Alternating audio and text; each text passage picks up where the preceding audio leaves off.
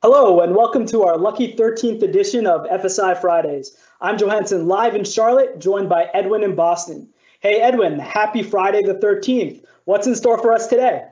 Hey Johansson, happy Friday 13th. So security operations is at the heart of ensuring financial services organizations are protected from numerous cyber threats, especially since they are constantly evolving.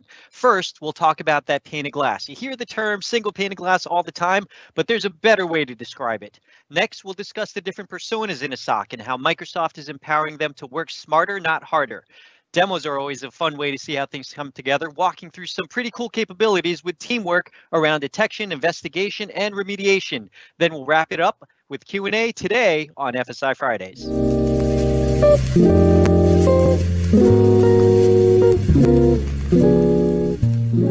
You said it, Edwin. Looking forward to having some fun with this one. For those of you watching live or on YouTube, as a quick reminder, we'll spend 30 minutes on today's topic. We'll leave the last 10 to 15 minutes to address any burning questions. So please use the Q&A window and we'll monitor for questions during the presentation. If you're watching the recording on YouTube, please use the comments below to ask your questions. So let's get started and meet today's presenter. We are honored to be joined by our US Security CTO, Steve Faehl. Thanks for being on the show today. Can you let us, our audience, know what you're up to at Microsoft? Thanks, Johansson. It's great to be here. My role at Microsoft is US Security CTO, and I lead a brand new Microsoft solution area in the US, specifically focused on security, compliance, and identity.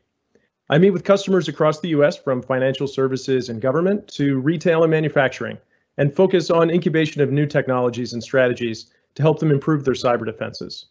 Some areas I'm working on now are easier on-ramps to zero trust in Azure, AI models to stop polymorphic wormable ransomware in real time, and a new approach to preventing loss of corporate credentials that's going into a private preview soon. Cool, great to have you today, Steve. So before we start, I hear that you once won a contest at a restaurant, but it doesn't have anything to do with food. That's right, Edwin. Thankfully, it didn't have anything to do with food, or I would have most certainly lost. But I did participate in and won a contest in a restaurant to see who would be the first to come up with 150 puns using only words related to what could be seen from the table inside the restaurant. That's awesome, Steve. Along the lines of restaurant and food, we hear the single term, single pane of glass so often, and how it's going to be the greatest thing since sliced bread. What progress are we making towards that single pane of glass? So when we think about single pane of glass, and maybe it's useful to talk about the history of the SOC a little bit here.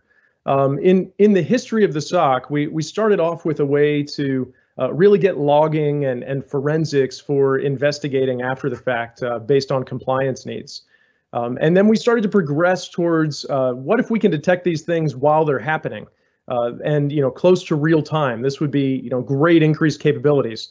Then as we took on more workloads and as digital transformation really extended the digital estate, we've taken on so many detections and bad actors took on so many new behaviors that really it got out of control. And we decided to hook up all of our detections to our ticketing systems to try and manage it. But the tickets didn't help. They actually slowed down our response. And in some cases, just made the analysts more overwhelmed and made it more difficult to show progress. And so really, as opposed to a single pane of glass, which has been sort of the driving force between the SOC for many years, we advocate for a cleaner pane of glass. One of the analogies that you can use is, getting that SOC up and running was kind of like, finding an old classic car, a barn find. It needed some work, but it was on its way. And you get it all fixed up and you start going down Route 66 on your journey, and you're so excited to get this thing on the road. It's high performance, but the windshield wipers are not high performance. They're still those vintage windshield wipers, and bugs are splattering all over the windshield. And that's sort of the way it is with our SOC, right? We have these SOCs. We've invested a lot of TLC into these SOCs, getting them up and running. And we had this single pane of glass. We're so excited to have everything all in one place. And then it turns out we can't even see the road. We lost sight of where we're going, how we're enabling the organization. We're just focused on all these bugs splattered on the windshield, all these vulnerabilities, all these attacks. And so seeing the road, seeing where you're going, keeping that context, and having some high quality windshield wipers to keep it clean is really what we need to prioritize in the next iteration of the SOC. So, wow, Steve, bug splatting is certainly a very visual analogy. I can't get out of my head. So any chance you remember why you thought about it that way? Perhaps a customer example, they must have gone through some pain hitting the glass. See what I did there? Payne, I see that. I'll see you at a restaurant at some point, and we'll start in on the puns. No, that's a great point. It is a technical term, right? Bug splatting. Not really, but one of my colleagues in financial services, his name's Alan Brocken. He came up with that particular analogy, and it fits the experience that so many of our customers have had. I think of one financial institution. It was a large bank. Where they were just so very proud showing me their detections, and they'd done an amazing job honing these detections. But when it came down to it, the breadth of their site was very broad across the attack landscape. But what they had actually achieved was 1 million alerts that had been ignored. And so in that scenario, we have to remember to look to the road. Where is the business going? And are we enabling them to get there? And so while it was great that we were able to detect, large breadth of attacks, we had lost sight of the ability to respond, and we were actually hindering analysis in many cases. So it's a challenge in financial institutions. It's a challenge in other verticals as well. But I think if you've spent some time behind the wheel of a single pane of glass, you will have experienced this for yourself. The next area that we should take a look at is, outside of just the cleaner pane of glass, we can also look at some of these areas of poor data collection. So cloud is new to many of our financial services customers. Many of them have their on-premises deployments. That cleaner pane of glass, along with a single pane of glass, can you talk about how they can bring their on-premises signals to get a better view? In other words, many customers are making this transition to the cloud. How does this all fit? Absolutely. So part of the challenge that we see is many of our detections are based on on-prem signals, and cloud detections inherently look different. And so there is an opportunity to really streamline operations when it comes to those cloud detections, but you have to get the signals flowing first. One of the easiest ways to do that is with Azure Sentinel, because it is a native cloud workload itself. It's relatively easy to onboard those services into Azure Sentinel and get going quickly, having those signals in place. Then it comes down to harmonizing the detections. And so as we look across the hybrid landscape, we need to be able to harmonize what we're seeing in the cloud with what we're seeing on premises. And one of the best ways to do that is through entity-based analytics. So while the signals may carry a different format when you're looking at a PaaS service versus an IaaS service versus just running a standard, hard server that you can touch and feel on-prem, in those cases, as you take a look at that, the entities are the same. IP addresses are still IP addresses. It doesn't matter if they're on-prem or in the cloud. The users are still the users. The devices are the devices. And so if we refactor our detections to look at entities, that entity-based analytics is a great way to create harmony between the detections. If we're trying to correlate at the signal level, you're going to have a lot of difficulty, a lot of challenges. You're going to reinvent the wheel. But having the ability to correlate at the entity level is a huge advantage, and you're able to achieve some harmonization very quickly. A common pattern that we see with our customers is standing up Azure Sentinel in the cloud to protect their cloud workloads, and then marrying up those signals and feeding them to their SIEM on-prem after they've been filtered. So refactoring to entities, filtering for anomalous activity, for alerts, those types of things, and then passing on the action items to the workflow that you already have in place in your current SIEM. Yeah, I mean, Steve, we talked a lot about operational challenges, but when it comes down to it, is a modern SOC better than a traditional SOC at stopping attacks? Absolutely. One of the benefits of the single pane of glass, moving to the cleaner pane of glass, is that analysts really have the ability to respond more quickly.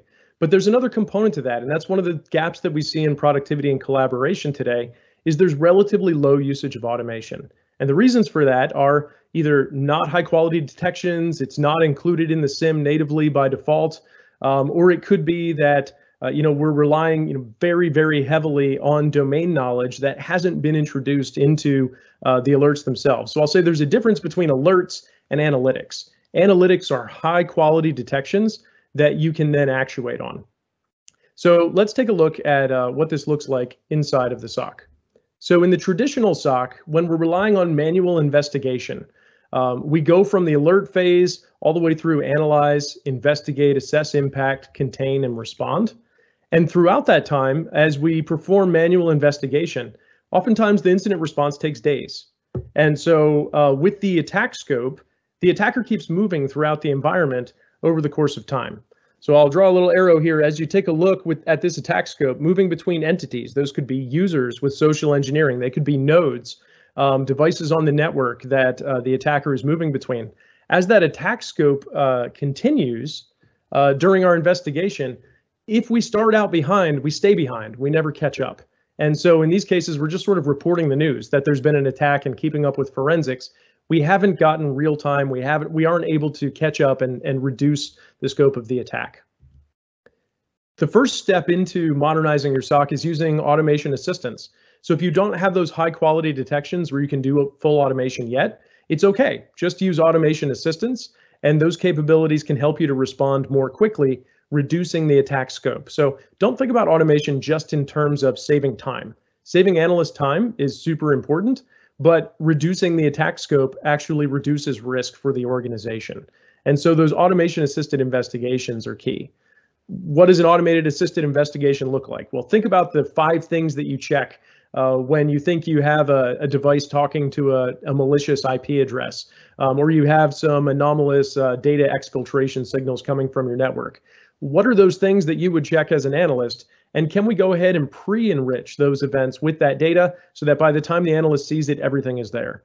Now think about it on the response side. Automation can help here as well. If we're doing the same thing over and over again to remediate a phishing email inside of a mailbox, doesn't it make sense just to make it with the push of a button? So you don't have to get permissions from the exchange team. You don't have to work with the other areas. They've delegated rights to you to do specific things within the environment in your incident response procedures. And you can run that playbook anytime you need to remediate a user. And you just saved an hour's worth of phone calls and emailing back and forth and tickets created for every incident you need to respond to. Taking a look at the next phase and realize these are detection by detection, scenario by scenario. It's not an all or nothing proposition. You can track your SOC efficiency across all of these cases individually and then report on the aggregate.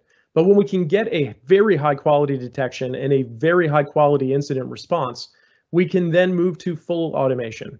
And in a full automation scenario, we reduce the attack scope even more dramatically, in some cases not allowing the attacker any freedom of movement within the environment. This is really ideal, and it's very much achievable if we focus on engineering the right analytics and the right responses for our organizations. Steve, I love the way you explain this modernization to then full automation and how you can reduce the attack scope to reduce the risk, which reduces the time to stop attacks. This is real world stuff. So who's doing this? Could you expand on maybe Microsoft's experiences with this? And then also maybe what does it mean for our customers and how can they experience this within their own SOC? Certainly. So this is a methodology that Microsoft uses today, starting from billions of events per month in our own internal SOC. When you look at the Microsoft Fusion Center and our cyber defense operations all up, we're talking trillions of events. But just in our own SOC, concerned with our own employees and environments, billions of events per month. And we layer on multiple layers through heuristics, rules and analytics. If a rule works, if you can write it in an analytic, go for it. That is the most efficient way to solve the problem and reduce the noise. The next layer down is machine learning. Sometimes there are detections that are too difficult to write a great rule set for.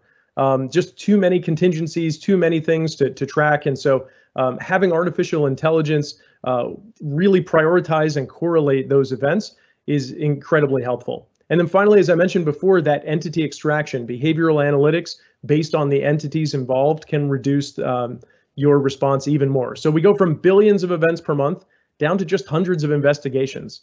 And the way that we do that is we enforce a 90% true positive rate on our alert feeds. Once we enforce that 90%, and we actually use DevOps inside of our SOC environment, if we don't hit 90%, we have an SLA. Within 24 hours, that detection will come back and it will be re-engineered to meet that SLA of a 90% true positive. By maintaining that very high degree of true positive, that very high degree of successful detection rate, we're able to focus on time to acknowledge and time to remediate and increase the amount of automation that we have. So if you don't have high quality detections, you're not going to be able to do security orchestration, automation, and remediation. So this is something we've done in our Microsoft SOC very successfully and been able to scale to billions and trillions of events utilizing this methodology. But it's also something that increasingly we've had a lot of questions from our customers to say, how can Microsoft enable this same approach in our SOC? And so our really strategy components lead the way to start with it, which is enforce detection quality early. Enforce detection quality and SOAR early.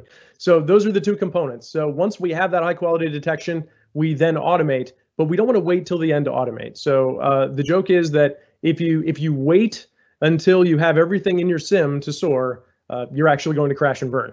So you can't wait until you get to the SIM. It would be nice to have a single pane of glass and we write all of our orchestration rules from one place, but how much time are we wasting in that shift left methodology of reducing the attack scope?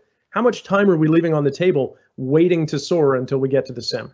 So let's talk about what that looks like from a workload perspective. We have our data sources and our data is coming in, and in many cases, we've had customers that have tried to take raw data from data sources and go straight to security orchestration. And it's just not useful. The detections aren't high quality enough. What you need are expert workload detections. And so whether it's Azure Security Center or a Defender ATP, whatever that expert workload detection is, it needs to not just look at anomalous behavior, but know what normal looks like for a particular workload, have the semantic understanding of what the logs look like, what an attack looks like. And so they're able to prioritize and correctly classify the severity in these cases, as well as at times, if we have good enough signal, we'll go ahead and orchestrate from here as well. But sometimes you don't have all the info you need from a single workload. Attackers don't constrain themselves to just client devices or constrain themselves to just email inboxes. These attacks are really pervasive throughout the environment. So we need expert system detections that are multi-workload. So we have expert workload, and then we have expert system, understanding how the workloads work together, understanding how attackers move between workloads. And that's where Microsoft Threat Protection really shines. Bringing it all together with intelligent entity-based analytics that I talked about before, extracting out those users, extracting out the hosts. And this also brings in third-party detections as well. So if you have a Palo Alto firewall, if you have some workload that you're using, if you have another cloud provider for your workloads, you can bring all of that data in and bring in that on-prem data as well for a true hybrid picture of what entities look like within your environment. Microsoft also provides threat hunting and analysis experts with Microsoft Threat Experts, and that gives you that human touch. It gives you the insights that we have in nation state tracking. It gives experience on broad campaigns across specific types of bad actors that are perpetrating these within environments. They bring that contextual analysis, seeing the bigger picture, and layer that on to the detections that you have as well. And then finally, there's your manual response. And so if you think about the quality of windshield wipers that we're building for this SOC, the last line of defense is that manual response, right? You might have to clean off some things from the windshield yourself, but we've done all of these things along the entire funnel to ensure that your analyst can focus on the most important pieces. And so we track the right metrics. We don't want attacker-controlled metrics where, how many spam messages have we blocked, or how many phishing URLs have we blocked this month. It's really about improving time to acknowledge and time to remediate. Otherwise, the attackers are in control of the metric. 1 month, you see less attacks. Does that mean you're doing a better job? Does that mean you're doing a worse job? It's really hard to tell. But if you look at your time to acknowledge and your time to remediate, it's a much cleaner way to work through these and to show progress and really evangelize the success of your SOC. And as we track and improve percent automation, we're able to orchestrate and automate responses in that shift left mentality to where we're moving from manual response to, can we actuate off of something that a threat expert has submitted, or something in an entity-based analytic, in my expert system detections, or in my expert workload detections. The further we can move SOAR to the left, the better off we are. This is great, just to be able to kind of understand how customers can kind of think through this, right, from their existing data sources to then leveraging, not waiting to get it all into your SIEM. They can leverage that expert workload detection, shift things towards the left, and start to orchestrate and automate. This really is an effective method that I think our customers can leverage in their own SOCs. Absolutely. Yeah. So Steve, I mean, I know you and I are car guys, right? It's like going through an automated car wash. If you really want to get your car clean, you have that automatic car wash, which gets all the bugs and grime and everything, out of your car. But the good ones really have that manual cleanup afterwards, right? With many people involved. So in a SOC, there's a lot of moving pieces, many people involved. You mentioned orchestration. It's always a challenge with multiple teams. I can see how automation and expert workload detection can help, especially as you just mentioned, understanding what normal is versus what an attack looks like. But can you tell us how this works in practice, specifically the specific personas involved in a modern SOC? Definitely, Edwin. It's all about the people. And so Microsoft's mission is to empower every person and organization on the planet to achieve more. It's no different in security. We're not designing technology to replace security professionals. We're designing technology to empower security professionals. And it's not just the tech, it's also the strategy. So we share our lessons learned. We share some of the threat intelligence that we're seeing from attacks in the wild. And these are the things that really make a SOC successful, are the people. And so looking into the personas, whether it's the SOC director, the investigation analyst, that threat hunter analyst, whatever your role may be, we want to ensure that with SOC modernization, we're helping you to achieve the goals that you need to accomplish. And so for a SOC director, it's about those real-time insights. Do you have what you need to identify trends and hygiene in real time? Understand the performance of your SOC, be able to articulate the value of the investments that you've made in detection engineering, in automation engineering, really taking that experience that your SOC analysts had that they used to apply to each situation in an ad hoc manner and making it consistent and executable. Looking at the end user impact, reducing the friction. If you're a CISO or you're a security VP, that end user friction of rolling out something new for protection. The same thing on the incident response side. We want to ensure that our incident response doesn't unnecessarily burden users and doesn't reduce productivity. And then reducing turnover, keeping your investigators and your threat hunters, happy and not saturated by attacks, but they're able to respond in a very consistent and predictable manner. Reduces turnover, reduces burnout within the analysts. Alert fatigue is a real thing, and having technology to reduce that really improves morale and capacity and performance of your SOC. For the investigation analyst, letting them focus in on the right things, seeing end-to-end visibility, getting the data in front of them, but in a very role-specific way, and being able to maximize their efficiency with playbooks and in some cases completely automated remediation with self-healing, so that the analyst doesn't even have to get involved. They just get the hero report that the fix went out. On the threat hunter analyst side, having clear insights into what's going on that is specific to their expertise and not having to look at a single pane of glass that hasn't been customized for them. Improving the focus where they can look at proactively hunting for threats, not maintaining the clusters and all the engineering of the feeds that are needed in order to make that data available. They shouldn't be managing infrastructure. They should be managing risk proactively. And then increased agility as feeds change, as things change, as you need to ramp up or ramp down your tooling. Cloud scale really helps with that. So the worst case scenario is, oh, we're doing incident response over here, and we have some quotas or capacity for our compute on our data sources, and so we need you to stop threat hunting in order for us to have all the resources we need to perform our investigation. Go get a cup of coffee, go to the local Starbucks or something, and that's terrible, right? You need your threat hunters to still be proactive, still be hunting, and not get sucked into reactive mode, or you're just going to have more incident response and sit behind the curve. So allowing them the agility and the focus is really key to maximizing the use of these great resources. Steve, I really liked how you set the context here with all of these different personas, as many of our financial services customers have all of these kind of specific roles.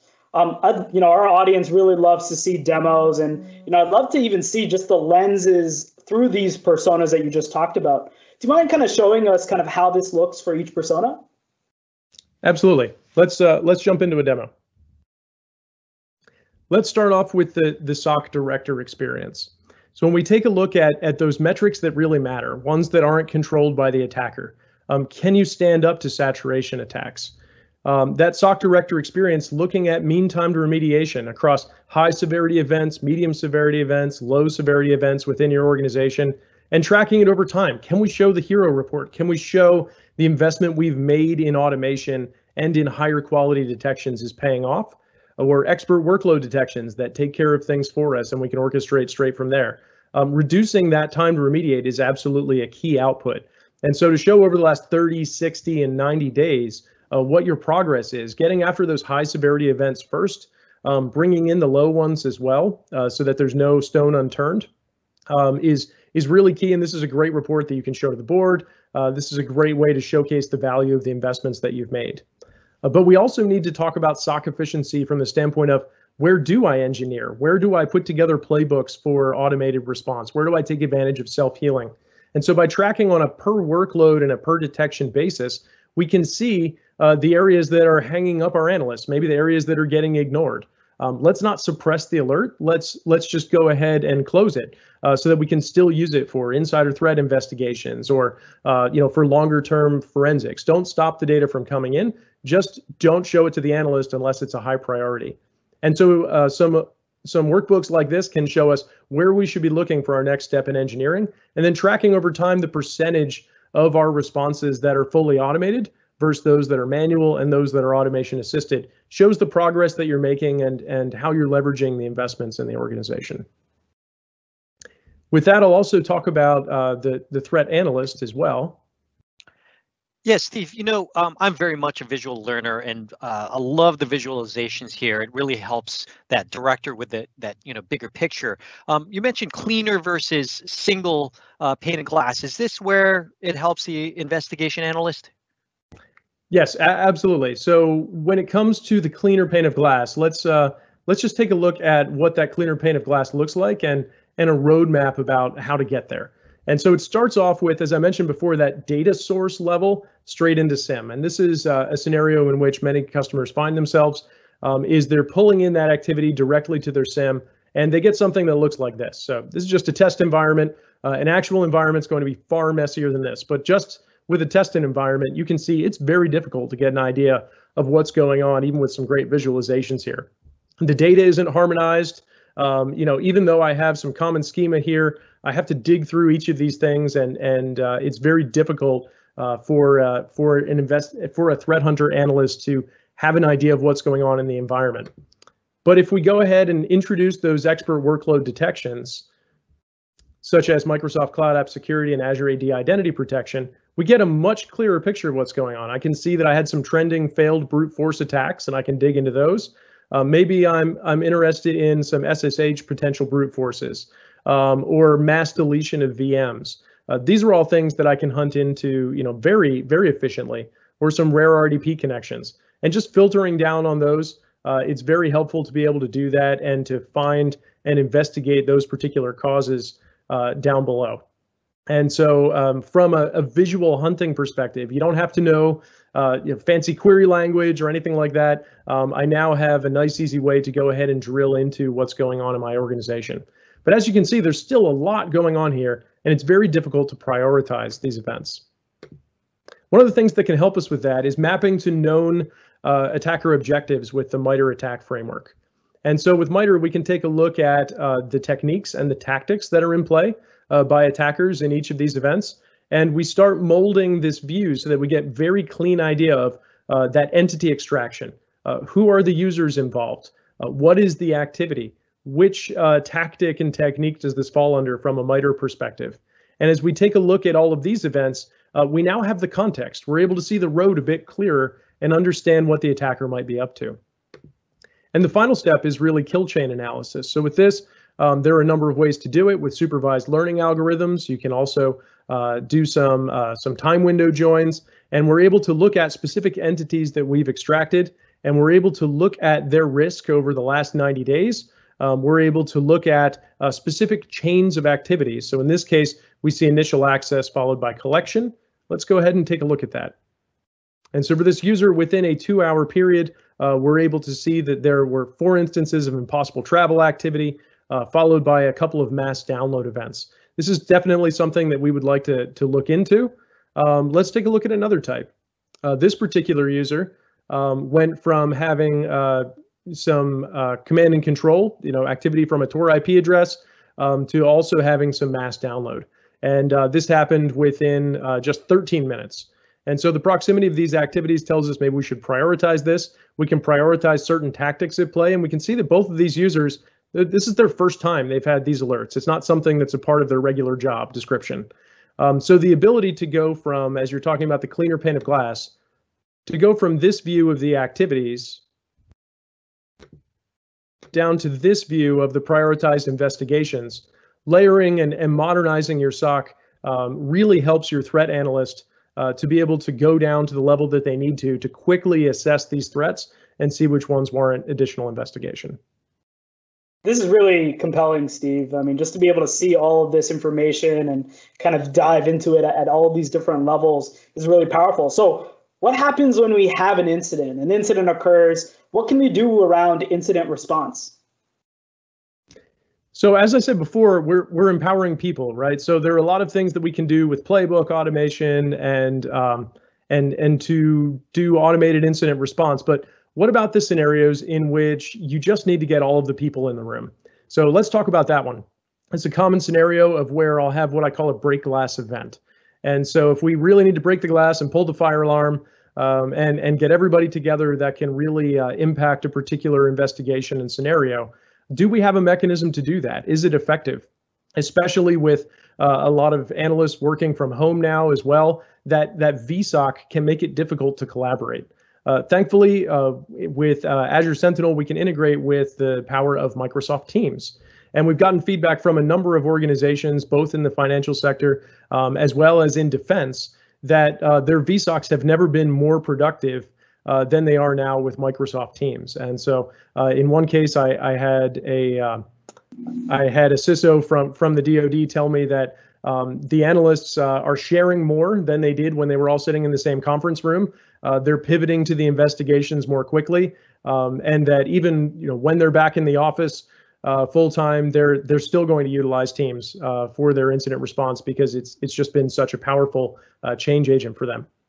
So let's take a look at what that can look like within an environment. What I'm going to do is simulate a break glass security incident. And so this is not for every incident. This is not for every alert. This is specifically for predefined scenarios in which you say it's going to be complicated. It's going to be messy. We're going to have to pass a ticket around to 6 or 7 different groups.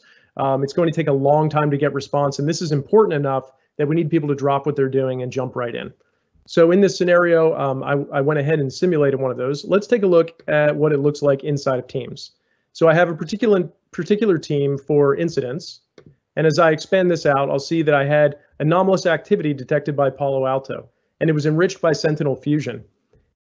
But that's not the important part. The important part is it meets my criteria for a break glass incident. It's a VIP device. Could be someone in the C-suite, could be someone that handles particularly sensitive information, and it's talking to a known malicious IP. So I include in the notification here all of those details about the source and destination IP, and I can jump straight to the alert inside of Sentinel and take a look at it. I can also spin up a call just by clicking this button, and all of the people that are on call for this particular incident will be invited to that bridge. So I don't have to spin up a bridge, it's already been done for me.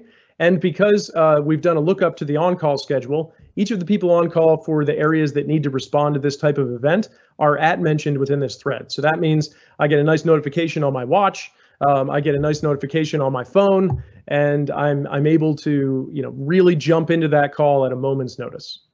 I mean, Steve, that's really cool. Being able to define specific break glass scenarios and quickly getting the right teams involved to work on it together is something that really sets us apart. We still have a little time left. So before we wrap up, how did know to take those signals and create a workflow around it? Can you show us the magic behind that? Certainly, I'll do it quickly. I know we're short on time. So with the on-call, to know who's on call, we have a great feature within Teams called shifts. And using shifts, I can take a look at all of the different areas of people that I have to represent in a possible incident response scenario. In this case, I can see that I'm actually short on one of my shifts here. I can see there's an open shift for network security that hasn't been taken care of. I'm just going to go ahead and assign that to Tyler, and now I've got full coverage again. So using this shifts capability, the teams can now look up using the graph who it is that's on call and ensure that the right people get pulled in. And you can have differentials by geography. You can have a lot of different scenarios that you can use to determine who's the right on-call person to pull in. And this is a logic app that pulls it all together. So when one of those Sentinel break glass alerts is triggered, it looks for who's on call. And then I have specific scenarios. Is it a scenario where perhaps I have production secret access? Let's say that someone is reading a lot of key vaults in a production environment, and that's something that's just not supposed to happen. I need to get the right people from our cloud incident response team involved, that VIP device and malicious IP scenario, or maybe it's just a default where I have an analyst that says, I don't know who needs to take care of this, but there's something that everyone needs to get into the conference room on, and it just goes to that incident response lead on call. So you can set up your notification template using the details from any of those alerts to really pull through the right people with the right information in very little time and to move your incident response to the left. Steve, this is really powerful because organizations can actually customize the workflow and the process based off of the alert. Do they want to do this? Do they want to do that? And this kind of drag and drop type GUI interface really allows that. We were talking earlier before this, you said you were going to publish this to GitHub so customers can gain access to this. Is that correct? That's right. So within the next few weeks, we're going to be publishing each of these playbooks to GitHub, both around the workbooks that can help you measure your SOC modernization progress, as well as reduce noise for your threat hunter analysts, and then finally to have that break glass incident response capability. One real quick, Steve, any parting thoughts around SOC modernization? How can AI play a role? Certainly. So when we look at the role of AI, and there's a lot of confusion around the role of AI. We covered a couple of them earlier around higher quality detections. And so one thing that Microsoft does is we use multi-model ensembles and stack different ML models together. And so if it's Defender and we're looking at client ML versus cloud ML, we really stack those and use those as a funnel for detection. The same thing for correlating multiple detections. So that example that I showed with the funnel of correlating activities, one of our examples is we had 50 billion anomalous activities. And so that's anomalous activities. That's not just activities. So when you think about if you're only using anomaly detection, that's not a high quality ML capability.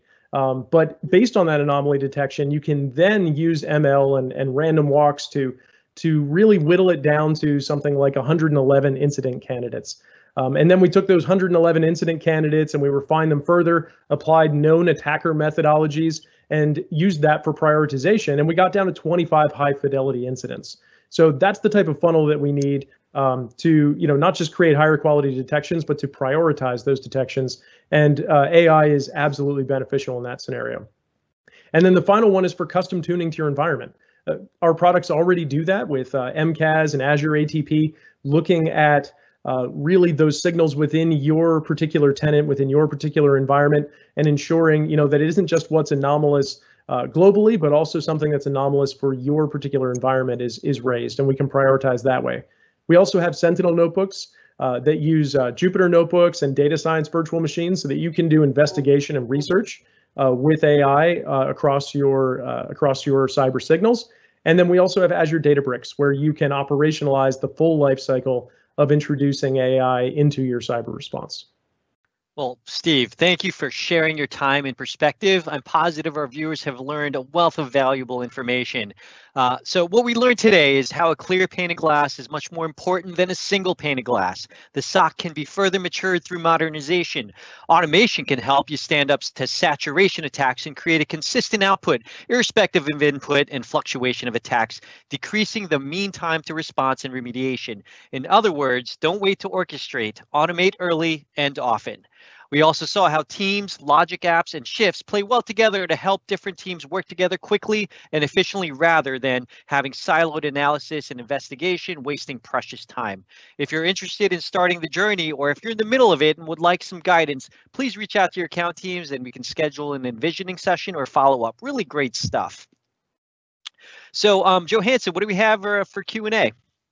Yeah, so before we jump into Q&A, just wanted to give a shout out to Bill Dellinger, who's retiring today. And after 21 years at Microsoft, he's touched so many individuals at Microsoft and our customers in financial services. So we want to enjoy your retirement there. So Steve, we've got a question in the chat window coming from our audience. They're asking about, they're in the process of rebuilding their NOC or their NOC. What's the relationship between a NOC and a SOC? And are these practices and approaches applicable within a NOC? Absolutely. So the NOC has some of the most complex signals and really has some of the lowest fidelity data to deal with. We do a lot of inference when we're operating from a NOC capacity, and we can't necessarily always answer all the questions just based on the data that we get from the network. So great collaboration between the NOC and the SOC is absolutely imperative. And you can, with a lot of these playbooks, you can have the NOC team escalate something and have it pull in additional data from the rest of your cyber data estate to help correlate these across multiple environments. Can we match up that network activity when we've done the entity extraction with who are the users associated with it? What devices? Do we want to comb through firewall logs for hours trying to figure out whose device it is and what's going on in that situation? Or can we quickly get to the degree of entity extraction to perform the investigation in a quick manner? So definitely the NOC is not to be left out. Think of it as a subset of specialized capabilities within the broader SOC lens. Hey, Steve, I'm going to put you on the spot here because we have a couple of comments around, 150 puns. That's amazing. Someone asked to give you, to have you give your best pun, and that's totally on the spot. So good luck.